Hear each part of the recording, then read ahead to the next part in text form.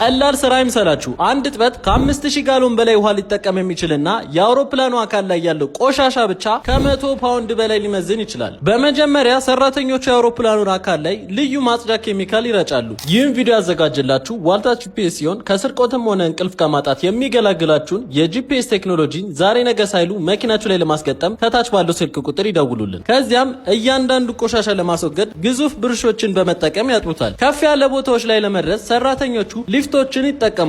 ታዲያ ውሃ በሚረጭበት ወቅት ከመጠን በላይ ግፊት ቀለሙን ሊጎዳ ይችላል። ጎማዎቹ ሳይቀር ልዩ እንክብካቤ ይፈልጋሉ። አዲስ የታጠበ አውሮፕላን ጥሩ ለመምሰል ብቻ ሳይሆን በበረራ ጊዜ የነዳጅ ፍጆታን በመቀነስና በሰውነት ላይ ስንጥቆች ወይም ሌሎች የደህንነት ጉዳዮችን ለመለየት ቀላል በማድረጉ ነው። ታዲያ አብዛኞቹ አውሮፕላኖች በምሽት የሚጸዱት ለምንድን ነው? በዋነኛነት የቀን በረራዎችን ከማስተጓጎል ለመዳን ሲሆን በከፊል ደግሞ የምሽት ቀዝቃዛ ሙቀት ትነትን ስለሚቀንስ ለአውሮፕላኑ ገጽታ የተሻለ ጥበቃ በመስጠቱ ነው። እንደዚህ አይነት መረጃዎች እንዲደርሳችሁ የፕላስ ምልክቱን በመጫን ቤተሰብ ይሁኑ።